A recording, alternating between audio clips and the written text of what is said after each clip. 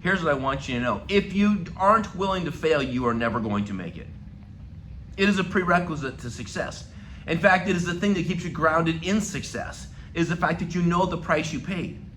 You're going to go through so much struggle and so much failure that by the time you make it, you're going to have a humility about you. I want you to lean into failure. I want you to go out there and work as hard as you can and celebrate your failures.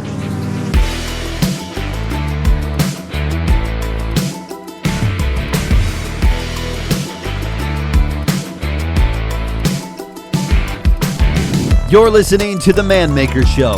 Welcome to Season 1 with your host, Brad Walgamot. This podcast is all about becoming a better man for ourselves and the people around us. So if you enjoy this episode, whether you're on your way to work or mowing the lawn, make sure to share this with somebody, like, and subscribe. Well, I hope you're ready, because here we go.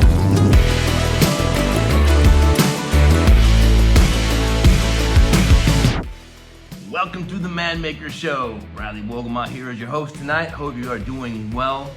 Wrapping up the series here soon. Still down here in Cabo San Lucas at our beautiful new home. Having a wonderful time. It's evening, of course. You might see the stairs and the light in the background there. Having a great time down here with the family. Looking forward to getting back home. Although it is snowing at home and it's 82 degrees here, that might be a bit difficult. But we love the snow and snowboarding, and our lake will be freezing, so we're playing hockey on the lake soon enough. That sounds amazing. I don't really know how to skate, but a little bit. It'll be fun. My wife's amazing at skating. She's Canadian, of course. That's how it goes. But anyways, I hope you're doing great. Welcome back to the show. Be brief tonight again. Try to keep the things around 20, 25 minutes. I know there's a lot of shows that are 45 minutes to an hour. Eventually, I'm sure I'll do some shows like that. But really, I want to try to keep these short, succinct, to the point, give you 4 or 5 bullets to think about. As I go into Series 2 and Season 3, I will probably take each of these points and really take a deeper dive on each of these 4 or 5 points on each of these different episodes. But for now, I want to try to keep it at a high level so you don't get too overwhelmed with any one particular thing. So tonight, I'm going to talk about 5 things you're going to have to work through if you want to move in the direction of prosperity and success and influence. And there are a lot of things. This certainly is not going to be a complete list, but these are kind of some of the internal things. I think there are, on the other side of the equation, some things you're going to have to work through, and I would call the other side of the equation things like prosperity, greed, power. You know, how do you manage all those types of things? Because a lot of those can lead to as much struggle as they do victory, but they typically come after a little bit of success. But if you want sustained success, then obviously you're going to have to work through the second half of this. But for now, I'm going to speak to those of you that maybe haven't had your big win yet. Maybe you're just kind of wondering, when am I going to get my break? I can remember being 18, 19, 20, 21 years old and going, when am I going to get my shot? Man, when my ship comes in, I'm going to sail on it, right? I'm going to take my shot. And I think we all probably have that thought. And if you haven't, you need to. Right? You need to have this burning desire inside of you to do something great because you want to make an impact. If you have a different motivation to be great, that's fine. That's up to you. But I think the sustainable method of ambition is to make an impact, right? I asked my pastor many, many years ago, I said, talk to me about ambition. I'm really ambitious and I want to win and I want to be significant. But how does that fit into the kingdom of God as a man that, I want to be humble, but I want to win. I want to be successful. I want to be prosperous. I want to do great things for my family. He says, ambition is good. Ambition is something God gave us and is taught about in the book of Matthew. But he said, where ambition becomes a problem is when it replaces trust. And that really settled me in. Because I think in my life, if I go through my different seasons, without taking too much time on this early part of my message, I spent a lot of time early on trying to create success because it defined me. It made me more of a person. It made me more powerful, more successful, more attractive, more influential, more whatever. And and that's the problem, right? That's why success becomes such a burden for so many people, because if the reason for your prosperity is for you to be more, then what you're doing is you're putting in your ego, right? And that's ego, edging God out. And that's where it replaces trust. Like, I'm a big deal. I've done big things, right? Respect me. Here's what I've achieved. And what it does is it replaces this this desperate, defining need to stay in a position of humility where we trust God for everything. And I'm not going to make this a message about that tonight, but this was kind of the revelation to me as I was going through breakthrough into things that I had to overcome personally, and I think most of you probably need to do as well. But I think it's important that you settle your ambition, because I think there are some people that have an internal conflict with creating success and prosperity because they think it's not of God, because they think it's self-absorbed or narcissistic or selfish. And frankly, it's really not, unless you're that way. But if you're not narcissistic, if you're not completely selfish, if you're not completely self-absorbed, then your reason for creating prosperity and success is so that. It's the so that matters. So that you can protect your family in times of need, when you can bless people around you in times of prosperity, so that you can share the kingdom with more people, so that you can be more generous with those that are in need. If we don't create a lot of prosperity, how are we going to help people? When the phone rings at your house and someone needs help, what are you going to do? I mean, you can only bake so many meals. I mean, it's a nice of a generous statement that is, and it helps, but really, it might be more like several $1,000s on a monthly basis to help them make ends meet. I can remember sitting in the hospital many years ago with a friend of mine. I used to coach baseball with him, and his young boy, they had found a huge tumor in his stomach, and it was absolutely just wrecking him. And they had to do a major surgery, and he had to leave his company for a period of weeks to sit by the side of his baby and make sure everything's okay. And you know, God bless him. It all worked out great, and everything had a great end result. But I remember being there, and someone else came in, and it was another guy I coached with. I won't mention his name just for confidentiality purposes. But he gave him an envelope, and he opened up, and of course it was a nice card and a get well card, but in it was a check for $2,000. And it really struck me like, wow, that's motivating. Because basically what it said is, hey, I know that in times like this, it may be difficult to keep your economics right, and I don't want you to have to worry about, so maybe this helps a little bit. And it really inspired me that, you know, that's oftentimes one of the big needs. So let's not argue with the fact that we need to create some prosperity. Let's talk about the things that slow us down. And the first one we'll talk about, and it's silly, but it's real, and that's the fear of failure. I'm going to talk about 5 with you tonight. There are many, but these are the top 5 for me, and I think for most people. Most people fear failure. And yet, but there's a great statement. It's not the fear of failure, but it's the fear of how powerful we are, the fear of our own light. And I love that quote, and I butchered it right there, but I think you know what I'm talking about if you've seen the movies and heard people that have said it. I'm not 100%, I totally agree with my greatest fear is my success, but we won't argue that point. For most people, we don't want to look bad. Fear of failure is something you need to deal with. And I'm going to talk a little bit about the image thing in a second, but here's what I want you to know. If you aren't willing to fail, you are never going to make it.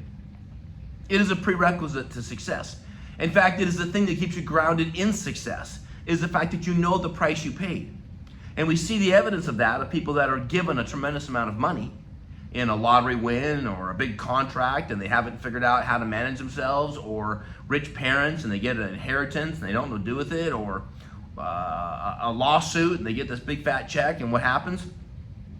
It usually doesn't go very well. And I know of many, many, many cases of people that got too much money. They got the fruit without developing the strength of the root and the tree, and it all fell down and fell apart. And we all know stories like that. And so we kind of use it as an excuse, well, I don't want to make a lot of money because I end up like that. No.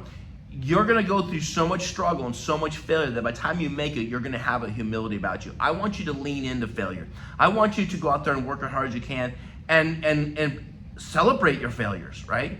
Right? What's that? Have you ever seen that video about the kid? And I'm the greatest pitcher there ever was, and he throws the ball up he's the greatest hitter of all time. And he throws the ball up in the air and he swings that, and boom, strike one. Don't worry about it. I'm the greatest hitter of all time. Throws the ball in the air and hits it, boom, misses it again. Oh my gosh, 3 strikes, but he's the greatest hitter of all time, and he loves to hit with 2 strikes. Throws it up in the air and he swings mightily and he strikes out.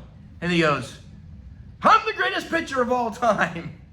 The point is that in his failure, he determined that instead of saying I failed at hitting, I'm actually the greatest pitcher of all time. It's a cute little story about a child, but my point is failure is where we learn. Failure is where we ask the important questions. if you're on a golf course and you just shot down the middle, you walk down the fairway going, that was awesome, wow. Rarely did we say why or how or what we do to make that happen. But if we duck hook it left or slice it right, if we're right-handed, we go, what happened? And we evaluate and we think about how we can make corrections on the next shot. And that's how you get better in any sport. When we fail, we ask the questions. When we succeed, we typically don't ask the questions. We're kind of glowing in our accomplishments. So it's the failure that's the teacher. And we do know that in every struggle is a seed of an equal or greater benefit. We'll talk more about in the future about that failure and struggle and challenges serve a royal purpose. And we'll talk more about that in great detail. But my point is, I think you know this, but I want you to embrace it. If you're ever in the weight room, you push to failure. Your goal is to go so hard that you fail. And your greatest reward is actually in the rep that you fail at. It's the greatest breakdown and redevelopment of strength. And it's an analogy for life. It's the greatest failures that make us the greatest, humblest leaders. Because it's when we ask why, how. So let's just flush the fear of failure because there's no need for it, okay? I think the other area that people really struggle and are maybe afraid of, and that's talking to people. And really that's kind of a FOPO thing, right? Fear of people's opinions. It's a real issue.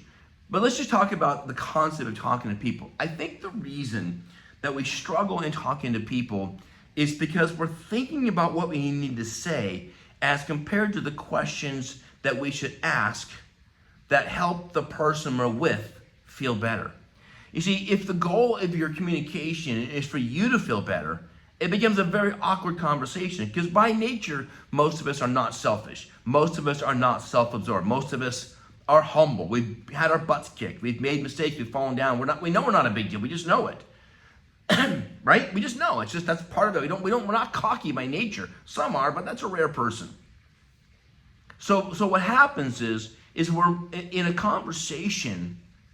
The goal in talking to people is to leave them feeling better, is to leave them feeling inspired, to leave them feeling more confident. So instead of thinking what you need to say, think about the questions to ask. How are you?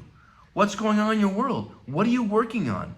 What books have you read? What's inspiring you? Right? I built a thing in my life years ago.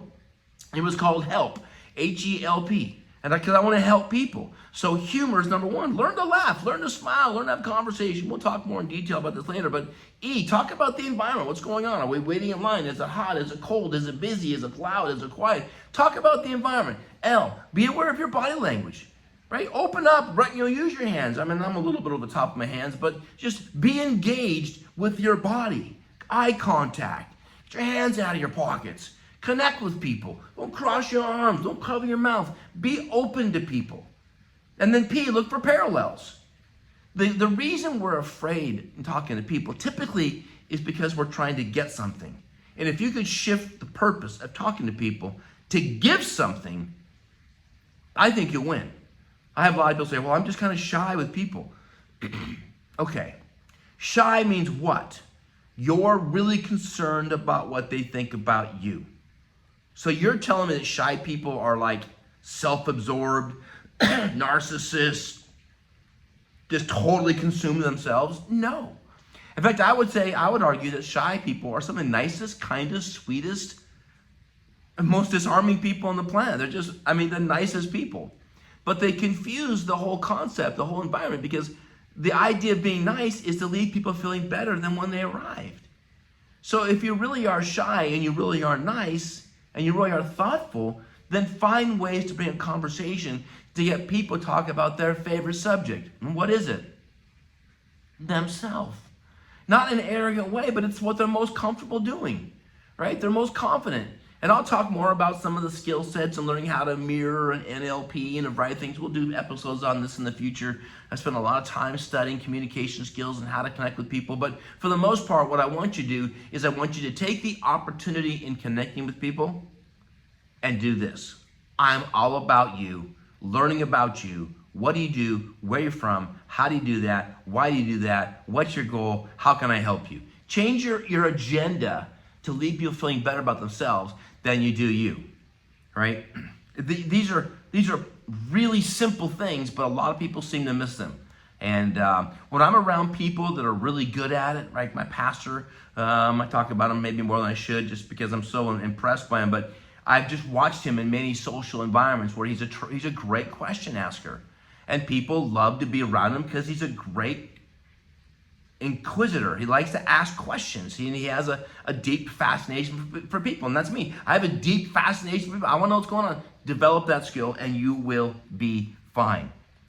The third one you got to really work on, and this is a silly one, but it's the fear of rejection. Here's what I know about rejection. People don't reject you. They reject themselves. They reject the opportunity to be in your life. Now, there's a lot of reasons people do this. One, they're uncomfortable in relationships. Two, they've been hurt by a lot of people, so they put up a lot of walls. Three, they're just very private and they don't want to have a lot of friends. Or four, they don't vibe with you. Well, that's okay. There's 7 billion people on the world now, 5, 6, 7 billion or something. You're not going to vibe with everybody. Don't worry about it. There's millions and millions of people out there just like you that will vibe with you, that do have similar interests of art or music or sports or age or religion or politics or whatever. If they're not vibing, don't worry about it. Move on. They're not meant for you. They're meant for somebody else, and that's okay. I mean, who has time for 1 million friends anyways? A little while ago, a good friend of mine, Wayne Player, said, "Brad, you're part of my Palm 5.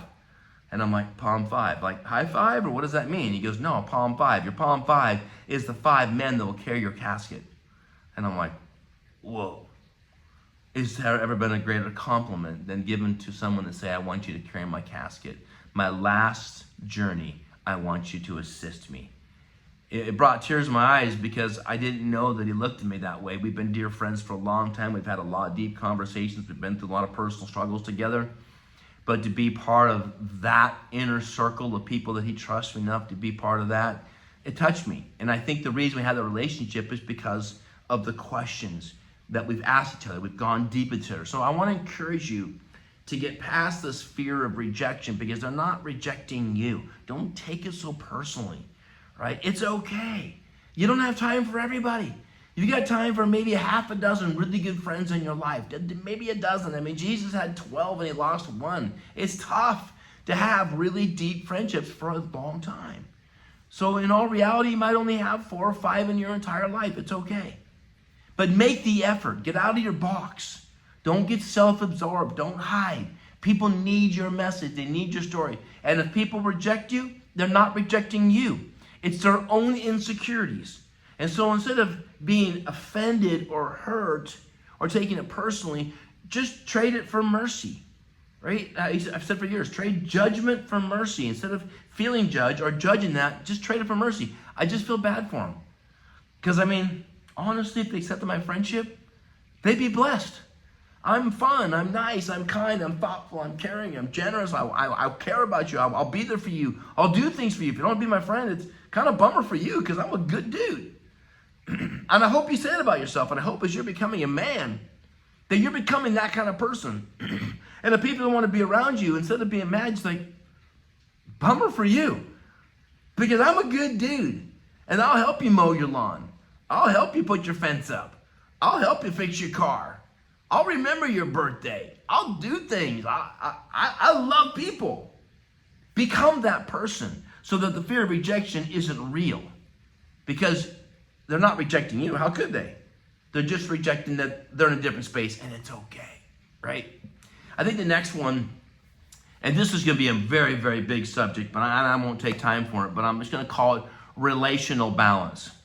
If you're going to be successful, and I don't mean if like I doubt it, I'm just saying hypothetically, your goal is to become prosperous, become a man, become a leader, have a great spouse, have great children, have great impact. Look back in the last seasons of your life, go, wow, I ran my race, I ran it well, I made an impact, I created some wealth, I took care of myself, and the world's a better place because I lived. If that's part of your big picture, which I really pray to God that it is, then you're going to have to understand relational balance. You don't have time for everybody. And I'll do another episode on how you can delineate between who gets lots of time and who gets a little bit of time. It's a very big subject, but you're gonna have to create balance. You're gonna have to cut some friends loose. You're gonna have to bring some friends in. You're gonna have to have a relational balance with your kids, and this is a whole subject in itself, but if you're gonna kick butt and win and really work hard, your kids are gonna have to pay a price. And I think, again, another subject, but I think your children get great value out of seeing you work hard as a man. They learn how to succeed by seeing you struggle and grind, and your humility and your coachability when they see you in your season of really getting after it. That's why I think a lot of athletes end up in a lot of troubles, because in the greatest season of their life, they had no kids, or the kids were too small. By the time the kids grow up to see what their daddy did, they have to watch game film, because the dad's already done playing sports and never see it, but they get all this money and all this wealth and all this prosperity, and the kids are like, yeah, my dad played football, yeah, I'm rich because of that. And they don't understand that dad paid a 25-year price from age 10 to 35 to create this dynamic success, and you don't see the work habit. Your children need to see you work hard. The relational balance with your kids, selfishly, I want to be with my kid every single day. But I also don't think I do them a service of thinking that that's the real world, because the real world is hard work. It's a grind. I love it. I loved every minute of it, but it wasn't easy. And it took everything I had. A relational balance with my spouse. Your spouse. Why was it hard to say? Your spice, your spouse, your mouse, your wife. Why is that difficult? I love my wife with everything that I am. I am delirious about Shelly. I want to be with her all the time. I'm probably as much of a pest as I am anything else. But I know that for me to be her king, I've got to serve people. I've got to do what a king does. I've got to lead. I've got to impact. I've got to study. I've got to pray. I've got to be mentored. I've got to mentor. I've got to travel. I've got to speak. I've got to do things. If I want to provide for the most important human being in my life, and that's my wife, I need to be willing to give up some time with her. And I don't want to, but that's part of relational balance. And I will spend more time on this in the future. But just to understand, if you're working hard, you're grinding, you're going to be a little bit out of relational balance. There's a proper parameter for it, and this is the time and place to talk about it with great detail, and I will in the future. But just know this: you can't be everything to everyone. Relational balance is learning how to have your checks and balances. I call it rhythms and margins, and we'll talk more about that in the future. But learning how to develop a balance in your life that sometimes just means you're out of balance. And that's just the simple reality of it. So the last thing I'll talk about, just to keep this, reasonably short, point number 5, and it's the oldest one we've heard a million times. It's kind of been the latest buzzword, and it's called FOMO. The reality is, if you're going to go out and do something, you're going to pay a price. Every yes must have a powerful no. If you're saying yes to doing something, you're saying no to doing something, because we only have 24 hours a day. Sometimes the no is to sleep. Sometimes the no is to social life. Sometimes the no is to fishing and hunting and hiking. If I'm saying yes to commit to a project, it's going to take my heart, soul, blood, and everything I've got, I'm going to have to say no. If I don't say yes with any authority, my no will be weak as well. And I'll try to balance back and forth. The reality is that you're going to miss a few things. And for me, I missed my 20s and half of my 30s. My kids were born when I was 28 years old. I had my first child. My last one was born 5 years ago. So I've been having kiddos for a long time, for 20 years. I didn't miss that much, relatively speaking. I'm glad that for 15 years, frankly, in my life, to about 35, I couldn't tell you who won a Super Bowl or World Series. Probably. I remember the Huskies won the national championships in 1981. I'm not going to lie about that. But for the most part, I couldn't tell you about TV shows in the 90s. I couldn't tell you about rock bands in the 90s. I couldn't tell you about most sports in the 90s. I didn't know. You know why I didn't know?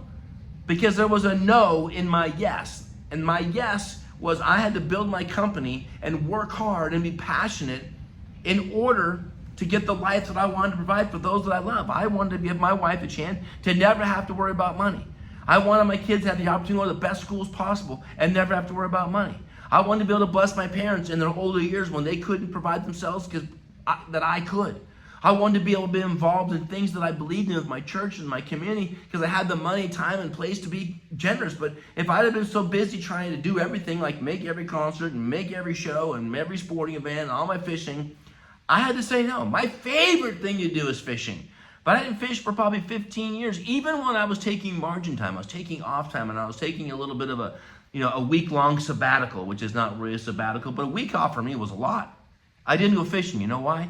Because it was at dark 30 in the morning, 4 o'clock, 3 o'clock. It was too much. It would take 2 days to recover. I was so tired coming into my break time. All I had enough energy to do was recover and sleep.